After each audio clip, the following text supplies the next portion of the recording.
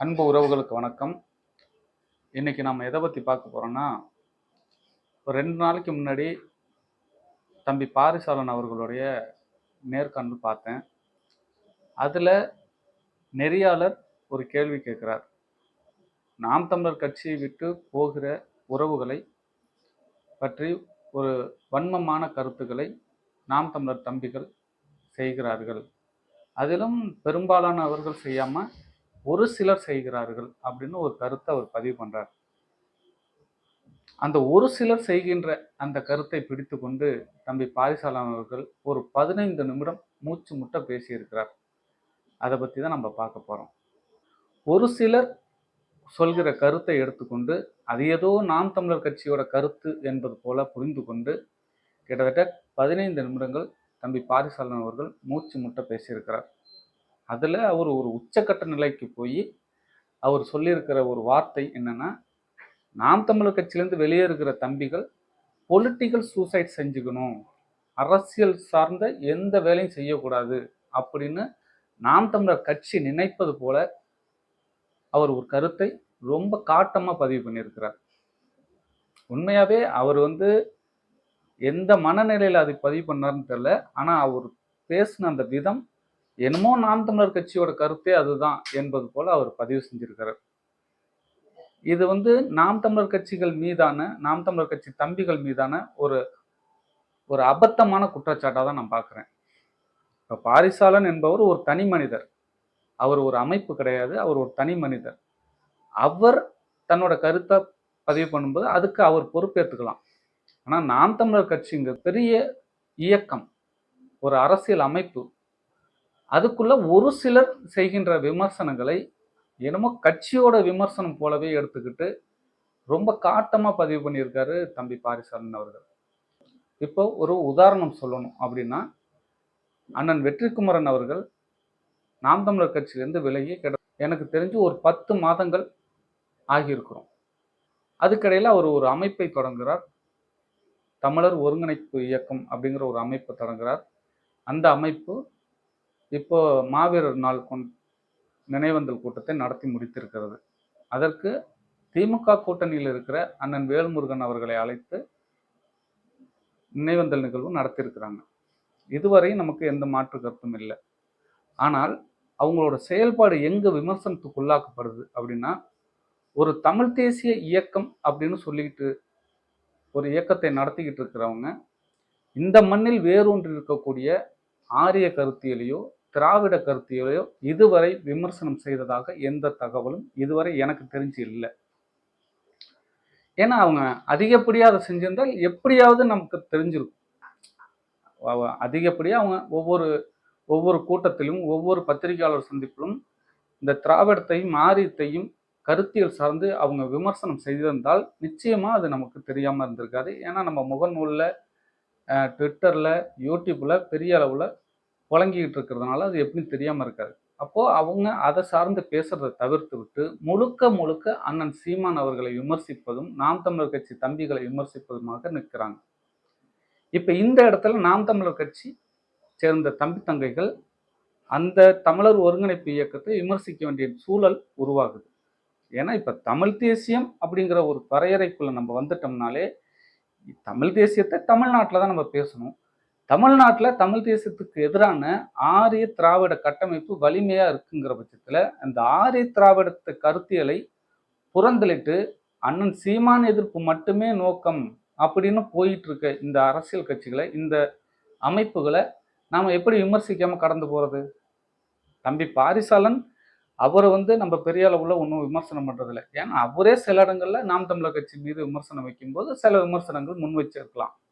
ஆனால் அதற்காக நாம் தமிழர் கட்சியோட கொள்கையே அதுதான், நிலைப்பாடே அதுதான் அவர் எடுத்துக்கிட்டு அவர் பேசிய பேச்சுக்கள் ரொம்ப அபத்தமானது. எங்களுக்கு ஒரு உணர்வு இருக்குது, நாம் தமிழர் கட்சியிலேருந்து வெளியில் போனவங்க அவங்களும் ஒரு தமிழ் தேசிய அரசியல் கட்சியை உருவாக்கட்டும், அண்ணன் சீமானை போல அவங்களும் ஒரு தமிழ் தேசிய அரசியல் கட்சி உருவாக்கட்டும், அந்த அரசியல் கட்சி தேர்தல் களத்துக்கு வரட்டும், இந்த ஆரிய திராவிட அரசியலை எதிர்த்து அவங்க களமாடட்டும், அதில் அவங்க வென்று வரட்டும் அப்படிங்கிற உணர்வும் நியாயமான உணர்வு எங்களுக்குள்ள இருக்கு. ஆனால் உங்களுடைய செயல்பாடு எப்படி இருக்குங்கிறது தான் இங்கே கேள்வி. உங்களுடைய செயல்பாடுகள் தமிழ் தேசியத்தை சார்ந்து இருக்கிற பட்சத்தில் நாம் தமிழர் உறவுகள் உங்களை ஆதரிப்பார்கள். உங்களை ஆதரிக்கவில்லை என்றால் கூட உங்களை விமர்சிக்க தவிர்ப்பார்கள். ஆனால் நீங்கள் எதிர்ப்பதே நாம் தமிழர் கட்சியை தான் அப்படின்னு வரும்போது உங்களை திராவிடத்தோடு இணைத்து தான் பார்ப்பார்கள். இதுல எப்படி நீங்க மாற்று கருத்து சொல்ல முடியும்? அப்படி வெற்றி குமரன் அவர்களுடைய இந்த செயல்பாடு ஒரு எடுத்துக்காட்டு தான். நாம் தமிழர் கட்சியிலிருந்து விலகிற ஒவ்வொருத்தரும் நாம் தமிழர் கட்சியை பழி சொல்லிட்டு போகும்போது நாங்கள் அவர்களை துரோகிகள் என்கிறோம். அப்படிதான் சொல்ல முடியும். வேற எப்படி சொல்றீங்க? இவ்வளவு நாள் இந்த களத்தில் பணி செய்தவர்கள் அண்ணன் சீமான் 15 ஆண்டுகளாக வெளிப்படையாக அரசியல் செஞ்சுக்கிட்டு இருக்காரு. அவரோட குணம் என்ன, அவரோட செயல்பாடுகள் என்ன, அவரோட திட்டமிடல் என்ன, எல்லாத்தையும் புரிந்து வைத்திருந்த தம்பிகள் ஒரு சூழலில் தங்களை வெளியேற்றிக் கொள்கிறார்கள். அப்படி வெளியேற்றிக் கொள்ளும்போது அமைதியாக அவர்களும் போனார்கள் என்றால் நாங்களும் அமைதியாக தான் போக போறோம், கடந்து தான் போக போறோம். எங்களை விமர்சிக்கிறவங்களை நாங்க எப்படி கடந்து போக முடியும்? அப்படி நாங்க கடந்து போனோம்னா அவங்க சொல்ற குற்றச்சாட்டுகள் உண்மை என்ன ஆயிடாதா? அப்புறம் அதை விமர்சிக்க வேண்டியதுதான் இருக்கு. நீங்களே சொல்றீங்க நான் குடி ஒற்றுமை பேசுறேன் அப்படின்ட்டு. குடி எப்படி ஒற்றுமை ஆகும்? தமிழ் குடியில் இருக்கிற மக்கள் தான் ஒற்றுமையாகணும். குடி ஒற்றுமை ஆகாது. அது உங்களுடைய நிலைப்பாடா இருக்கலாம். இப்ப எனக்கு அதுல உடன்பாடு இல்லை. குடி ஒற்றுமைன்னு நீங்க பேசுறதெல்லாம் ஒரு குடியிலேருந்து இன்னொரு குடி, ஒரு காதல் திருமணம் முடிஞ்சிருச்சுன்னா அந்த அந்த ஒற்றுமையை மொத்தமா சிதைச்சு விட்டுருவாங்க. ஒரு காதல் கல்யாணத்துல இந்த குடி ஒற்றுமையெல்லாம் காத்துல பறந்துடும். அதனால நமக்கு அதுல உடன்பாடு இல்லை. நம்ம வெளியில நிக்கிறோம். நீங்க நாம் தமிழர் கட்சியை விமர்சிக்கும் போது நாங்களும் உங்களை விமர்சிக்கிற சூழல் உருவாகுது. அதுல நீங்க ஏன் கோபப்பட வேண்டிய அவசியம் என்ன இருக்கு? கட்சியில ஏதோ ஒரு ஒரு ஒரு ஆதரவாளர், நாம் தமிழர் கட்சி ஆதரவாளர் பேசுறாரு.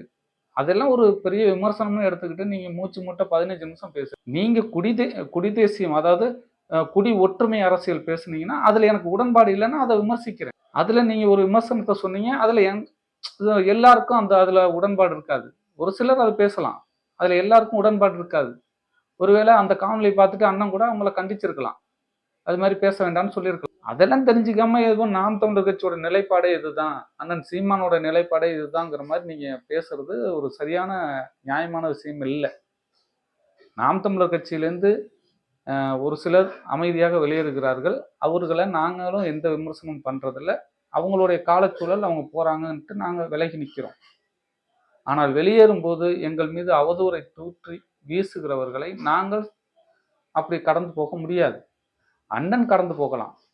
கட்சியில் அடிமட்டத்தில் பணி செய்கிற களப்பணியில் ஈடுபடுற பிள்ளைகள் விமர்சனம் செய்ய தான் செய்வோம். எதிர் விமர்சனம் வச்சு தான் ஆகும். நீங்க சொல்ற அந்த பொலிட்டிக்கல் சூசைடுங்கிற வார்த்தை மிக கடுமையான வார்த்தை.